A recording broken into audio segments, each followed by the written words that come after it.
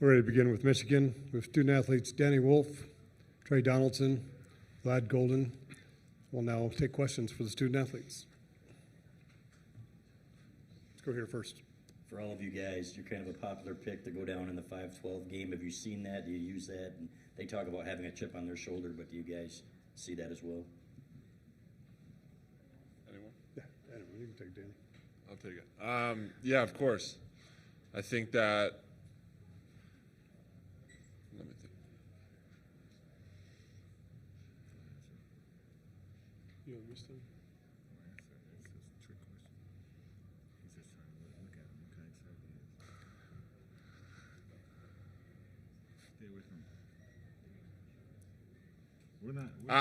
I'll say, I mean, I've been on the other side of this, so obviously last year with Yale when I was a 13 seed, obviously you go into that game with a chip on your shoulder, so I understand the perspective. But, I mean, from our perspective, we know what we're capable of. We know how good we are.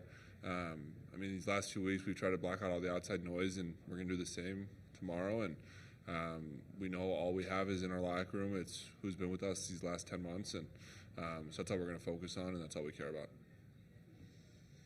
Go ahead. Yeah, if all three of you don't mind answering, all of you guys have previous NCAA tournament experience with your previous teams, and so how does your approach kind of differ or stay the same coming in with a new program this year in Michigan and how approaching the NCAA tournament? We'll try to emphasize that it's the biggest event in basketball, so it's like just take one game at a time and don't like try to overlook anything. Just enjoy the moment, play one game, and what's going to happen. Just not trying to focus on too much outside of our locker room, just controlling what we can control, and that's our energy and our effort. And if we can bring that every night, we're going to give ourselves a chance. So I feel like that's the biggest thing, just focusing on us in Michigan basketball. Yeah, I think these guys hit it on the nail. We've all been in this position before. A lot of success in the locker room, the coaches, multiple Final Fours from players, and we all know what it takes to win games in this environment. And if you just stay locked in on that and you're keen in on the little things, you'll put yourself in a good chance, in a good place. Go here. For all three of you guys, I know UC San Diego, they force a lot of turnovers, especially steals. What have you seen from that aspect of their defense? And I know it's been a focal point for you guys all season. What did you like last weekend in a couple of those games where you guys did have lower turnover rates that you can apply to this matchup? Yeah, obviously UC San Diego is a great defensive team, and their turnover percentage is, I think, top in the country, and I think it's top 2 in the field this year. And they do a really good job at off-ball steals and forcing turnovers. And I think we did a much better job protecting the ball throughout the Big Ten tournament. I know in the first game against Purdue we only had 6, and then against Maryland we had a lot as well. We had a lot adversely, but yeah, I mean, these last few days in practice we've really just been focusing on ball security. We're capable of it, and it's just not having the unforced turnovers. And yeah, I mean, UC San Diego is a very well-coached team. Defensively, they have great instincts, and we know what we're going up against, and we just got to focus on ourselves in terms of that. I would say just the flow of our offense, not being able to catch the ball where we want it and get the ball where we want it, and being able to dictate offensively. I feel like that's a big thing for us, being able to take care of the ball, not letting them run through passes, meeting passes, just the little things offensively that'll keep us from turning the ball over against their defense. Just try to make a simple decision and not trying to overcomplicate things. Back here. For all you guys, can you speak to Namari and Will's impact on this season? You guys are all in your first year. You've known winning here, but they went through last season. How have they helped you three and the rest of the team get to this point? I would say that just what it means to play at the University of Michigan. I feel like those two guys have embodied what it means to play at Michigan, and just being able to show us that and walk and how to walk in that light when embodying this Block M. I feel like that's the biggest thing they brought to our team, and it's a pride playing for Michigan. So I mean, just having that pride, and it gives us that push and urge to win and play for each other. Having an example like them is helping a lot because they show us how to deal with that. Back here. Danny, have you stayed in contact with former teammates, coaching staff at Yale? What's it like potentially playing them in the second round? And what's been your impression of the Yale team this year? Yeah. first of all, I have nothing but amazing things to say about Yale, my teammates, my coaches. I had an unbelievable 2 years there. And obviously, I could not be happier with their success this year. And I was cheering along when they beat Princeton and Cornell in the tournament. And when I was walking in here today, I ran into a few of the coaches and support staff. And then I saw a few of my teammates who I keep in contact with. And it was put a big smile on my face to see all those guys because we had a really special year last year and the year before. And obviously, I'm not looking past UC San Diego because that's all we're focusing on right now. And if the opportunity presents itself to play Yale, we're going to go at it with head on, and I'm going to put all that stuff aside and just see them as another team. But yeah, I have a lot of love for those guys. Super proud of all of them, and yeah. Let's go over here first. Danny, another semi-Yale question, but is there anything that, say, like Yale and Michigan have in common as far as winning, figuring out how to win basketball games at such different kinds of schools? I mean, yeah, it's two very storied basketball programs. Coach Jones, all he does is win, and the last few years are examples of that. And they've gone to the tournament these last few years, and we beat Auburn last year, and that was a pretty special moment for our team. And I mean, at Michigan, obviously, last year didn't go as anyone would have liked from a fan perspective, from a team perspective. And when we came in this year, we knew what we had to do to kind of flip that page and bring Michigan back to success. And we're one step closer to that, and we have a few big weeks ahead to kind of cement ourselves in Michigan basketball history. But I mean, Yale is a winning program. Michigan's a winning program, and it has been. So the simple answer is yes. Back here. Trey, Dusty said that you were one of the reasons you got your swagger back in the tournament, and you said that he had a sit down or a talk with you about your confidence and why he brought you here. Can you just describe how that went and what exactly he said to you?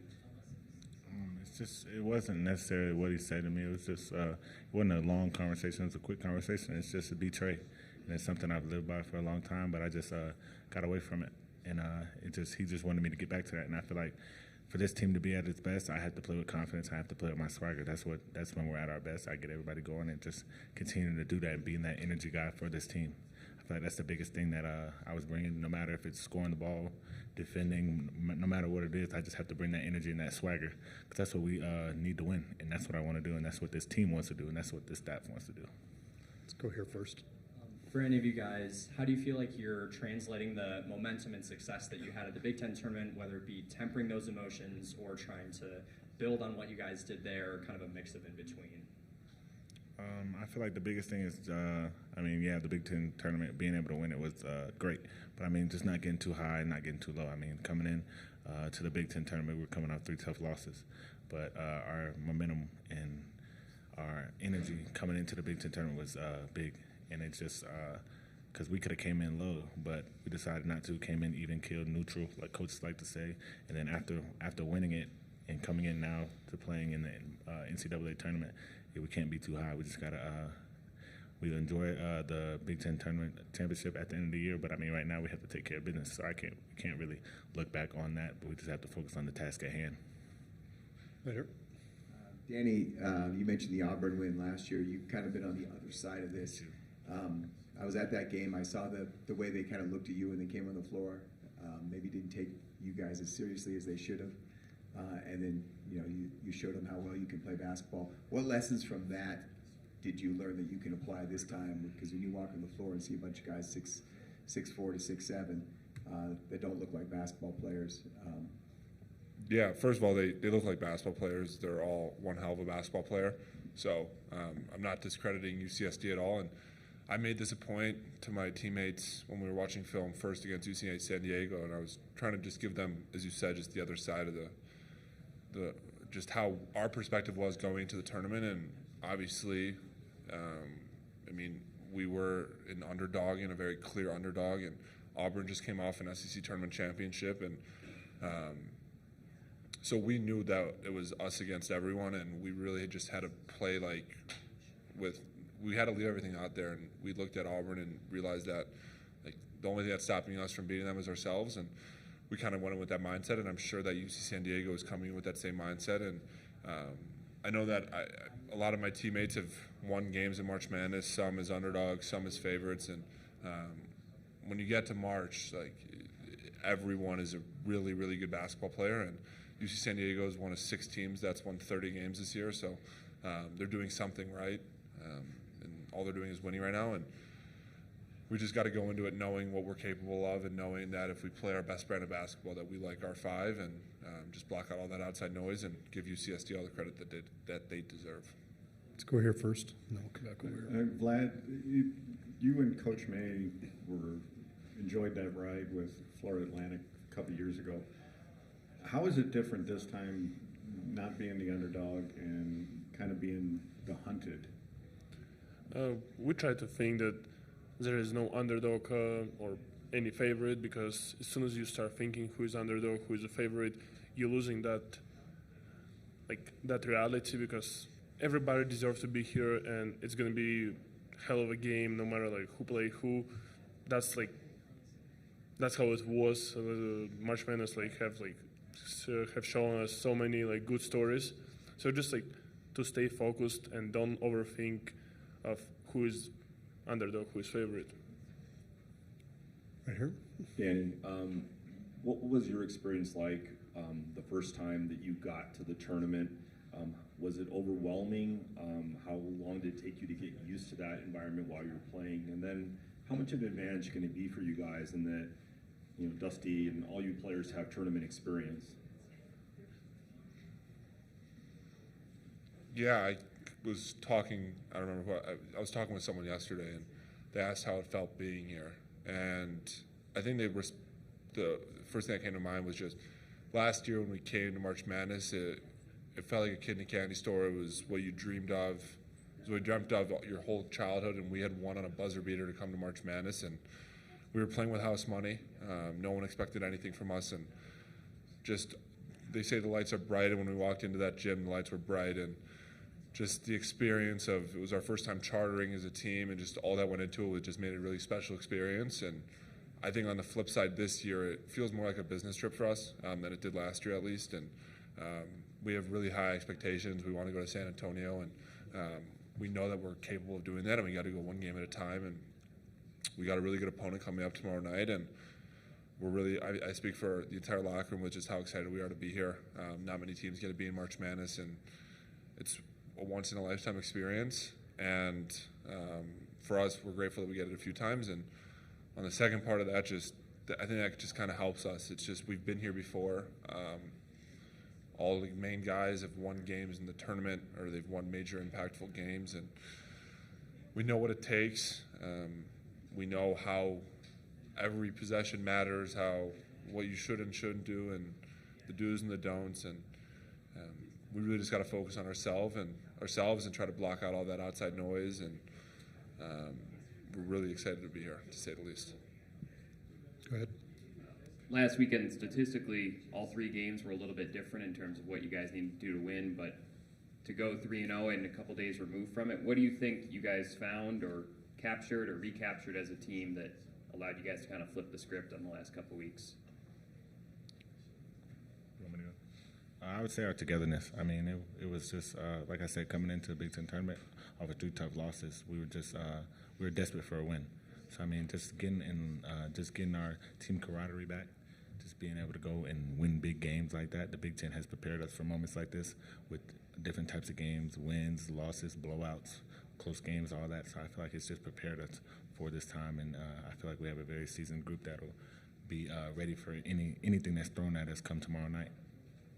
1 or 2 more questions. Go ahead. Trey, everybody asks Danny about last year's game. What are your thoughts on Auburn and Yale, and your memories of that? I'm not gonna really speak on it. I mean, it was a good game.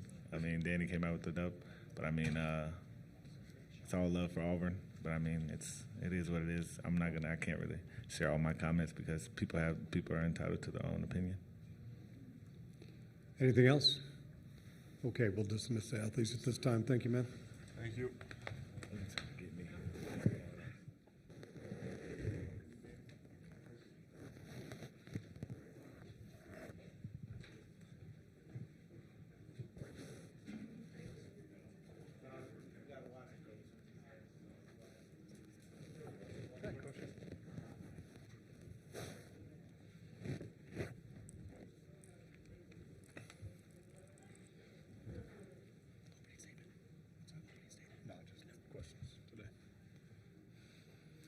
We have Michigan head coach Dusty May.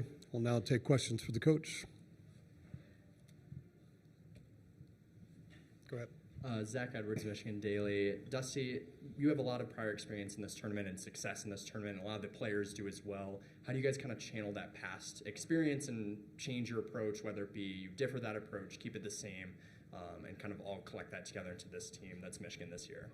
Well, every team's different, and we've been so focused on our preparation and getting our guys prepared for our opponent that we haven't talked about all the extra stuff yet. And it's came at us quickly, too. We played and got back late Sunday night. The one thing we've done differently is Danny started it by talking about the perspective of the underdog or the team that has nothing to lose. And so as a group, we talked about how we're going to still be aggressive. We're still going to play the way we play, but at no point during that 40 minutes are we going to play with any fear of failure. If they go on a run, and obviously the crowds typically, they go for the lower seed, smaller teams, that's not going to affect the way we play or the way we move forward. We're just going to keep plugging away, keep fighting, and there's going to be absolutely no fear and failure with our group here, hopefully the next couple games. Right here. Dusty, UC San Diego's defense, they force a lot of turnovers. They get a lot of steals. I guess what stands out about what they do defensively, and then also as a team that's been focused on minimizing live ball turnovers all year, I guess what's the key to succeeding? Well, there's two ways to look at it. Number one, it's obviously terrifying when you have every team has flaws and non-strengths, whatever you want to call it. We have a weakness, and they have something that can really expose that weakness because it's their strength. But the one thing it does also, it really, I guess, heightens the awareness of what they're doing because we know that we've struggled with this and we know how important it is to them. So I do think it could almost, there'd be a reversal of we're so cautious and our awareness and senses are so heightened that it could be a good thing. But going back to the first point, the way they play the ball, it's impressive, their hand activity, their physicality, their anticipation. They've got guys that have a really, really good level of what you're trying to do offensively and then how to counter it. So it's been impressive. There's a reason they won 30 games and they're sitting here in the NCAA tournament. They have really, really good players and a system and a well-coached team. Right here. Coach, obviously a couple years ago you took a underdog all the way to the Final Four. And now you're with this program. How is it different, the perspective of leading a team like Florida Atlantic and now leading a school like Michigan? At Florida Atlantic, when we made the tournament, it was almost like mission accomplished. And then we realized, you know what, we've got a much higher ceiling than just making the tournament. And so when we got past the ecstasy of being the second team to ever make the tournament from FAU in a group that had never been together and the first-time head coach, then we just thought, you know what, we can actually do some damage. And the one thing that I felt and the staff we talked about after the fact was when we played the Power 5 teams and the higher seeds, the lower seeds, whatever way you want to look at it, we felt like when it got late in the game and the game slowed down, that they played, I don't want to say they played tight, but we played looser and we played with more confidence. And so we want to make sure, just because we're that Power 5 team or whatever you want to call it, that we don't fall into that trap. It's March Madness. Everyone's going to love the Cinderella. This is a very, very popular upset pick for a reason because they're really, really good. And so our guys have certainly heard that all week, but that's not what matters. How we execute for 40 minutes, how connected we stay, and how we respond when they do make runs is going to ultimately determine whether we come back here on Saturday or not. Let's go here first. You've said this is a team that you were going to study anyway before you even found out you were going to play them. Their offense is something that they sort of developed in Division II because they didn't have scholarships. They didn't have a lot of athleticism. Their defense was a matchup they took from a Division II team that had won a national championship with it. You know which D2 team that was, the defense? Pomona. Pomona, okay. Cal Poly Pomona. When you look at things that were developed in D2, can those really work at the highest levels of Division I? And why would you look at something like that, where they just basically put those things in because they have less athleticism and size? Well, number one, they have to play differently, obviously, when you're going in and you have established programs like Irvine and Santa Barbara. and teams like that in your league, you can't just move up in and do the exact same thing they're doing. And we had the same game plan. When we came to Michigan, it's one of the reasons we have 2 7-footers when everyone thought we were crazy. We were just determined not to just look at whoever's in first or whoever's in second or whoever has the most tradition and try to do that and mimic it. Because I'm not a Hall of Fame coach, and we don't have the evidence of doing it that way, of it working. So we simply wanted to be different, to do something that you're not going to see every day in practice and your habits don't naturally align with. And that's what they've done. I mean, as far as it working, we have a saying that everything works somewhere and nothing works everywhere. And so you don't have to have the best plan. You just have to have a plan that the players and staff are all committed to and bought into, and they obviously have that. But the style of play they're playing with could work anywhere in the world as long as they have that buy-in and the players that it fits their, I guess, skill sets and qualities. But we're definitely going to take some of the way they play defense and implement it into our own way. Right here. Yeah, Coach Chris Thomas in Denver Gazette. Wondering what the pros are and the cons, if there are any cons, of having your son Charlie on the team. Well, the pros, obviously, you get to see your son every day in this business. We travel a lot. We're on the road recruiting. We spend a lot more time with other people's kids than we do our own typically, and it's a labor of love. But just to be able to share this experience and to see him grow, and also it's another level of accountability where I think all of us parents know our kids they change based on who they're around every day. So just putting him in our locker room with our guys, and my youngest son Eli's a manager, and him being around our managers as a freshman in college is something that I look at, and I feel very, very fortunate that I'm in a place like Michigan where they are around high achieving, ambitious, driven young men, and so that's ultimately what you want your kids to be around every single day. So there's a lot of layers to it, but when we're at the facility, he's not Charlie May. He's number 12, and he's got a job to do. That's to serve his teammates as a walk-on. Back here. Coach, looked like Roddy got banged up a little bit last game. Can you talk about his health? And then you guys come into this tournament not as deep as probably you thought you were going to be with the altitude. Do you have to shorten shifts or adjust substitutions or anything like that? Yeah, a little bit. I think early in the game we'll probably have to sub a little bit. Vlad normally 3.5 minutes in, he's rim running, he's banging. We'll probably go a little bit earlier, but there'll be times when I'll probably have to manage the game a little bit more than just trying to squeeze out more and more possessions. And we were in a pickle against Wisconsin. Neither team was shooting it well. The game was getting up and down, and it was a little bit ragged. But we're sitting there on the sidelines, and I'm thinking, man, they've played 4 in 4 days, and we played 3 in 3. Let's see if we can keep this thing going up and down, and see if it'll pay dividends later. As far as this game, they don't play fast tempo, so I don't think we're gonna have to substitute that much. They're defensively, because they're so good. Teams don't shoot it very fast because they can't generate a quality shot quick enough. And so we're going to play our game. We probably will have to sub a little bit more frequently. Fortunately, though, our bench has played well. The emergence of LJ, obviously Will Cheddar and Roddy coming off the bench. Roddy practiced today. He looked good. And in Fat Brooks, we have a lot of confidence in Fat. And so that gives us 9 guys that are all versatile, could play multiple positions. So, fortunately, we're not playing a team that's out here acclimated to the altitude, so they're at the same disadvantage that we are. Let's go right here. And Dusty, can you talk a little bit about Mike Boynton Jr. and just how he's led the defense pretty much all season and had a lot of success with that? Well, he's helped us on so many levels. He was a head coach at this level for a number of years, so he's been an unbelievable resource and sounding board for me. Tactically, the extra stuff that comes with the job. The recruitment at this level is different. The circles around the players are different. We still had a very, very ma and pa operation at FAU where we had guys that didn't have anyone around them.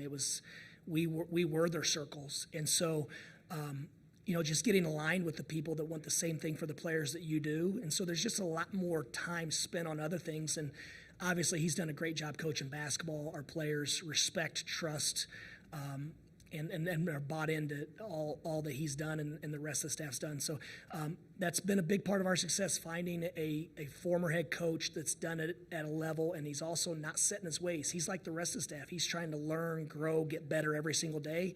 And that's a beautiful thing about our group, that we're all just trying to help and serve our players and improve along the way. One or two more questions right here. Dusty, the numbers would say you won 3 games in 3 different ways in Indianapolis. I'm just curious what common threads you saw from your team leading to that breakthrough that maybe you can bottle or try to replicate this week. Well, the first game against Purdue, we took care of the basketball, and usually every media timeout, I'm weighing our turnovers, and I think, these games all run together. We managed the turnovers really, really well in game 1, and we put probably 75% of our practice time, the last 5 or 10 practices, on certain things that we thought would help with that issue. And so we thought, man, did we fix it? Is this problem solved? And then obviously the next night we came, and I think we had probably 5 in the first 4 minutes, and it was obvious that the problem wasn't solved. So, but we found we're dominant on the glass that game against Maryland. We out-rebounded on 47-18. So I just think this team, like I said, every team has its flaws. Some teams have great playmaking, some have great shooting, some have size. And the turnovers are a product of number one, maybe we don't have enough playmaking, individual playmaking, where we don't have to generate something that just one guy can create an advantage, and we play off that advantage. But then the third game, we went back and really took care of the basketball well again. We didn't make shots, and our defense, I thought, was the best it's been all season. So we've just taken a lot of pride, and we don't know what it's going to look like tomorrow. We have no idea how we're going to win this game, but we believe that we're going to, and we're going to figure it out during the game. Whatever the game's going to tell us something, and we're equipped because of our league, because of our pre-conference schedule, to figure out a way to win that game. Last question. Dusty, with the way they play defense, forcing teams baseline and the high turnover numbers and things like that, how much can you, with your offense, draw from the principles you've instilled all season, and how much is, some new stuff just for this game? Well, we've faced teams like this before, and we've done well at times and not so well at times. But basketball is a game of opposites. What'd you say they want us to do? Go baseline. So we're going to try not to do what? Go baseline. What else did you say they wanted? Yeah, to scramble. They're going to try to speed us up, and so we're going to try not to get sped up. And so, our guys have seen it before. I don't think they've seen it at this level. I mean, these guys are really, really good at what they do, and they have an older group. So we're going to show up. I think we're going to have a good plan. I think our guys are bought into the plan, and it's going to come down to who executes, who makes the plays in an extremely intense, stressful situation. Okay, thank you for your time, Coach.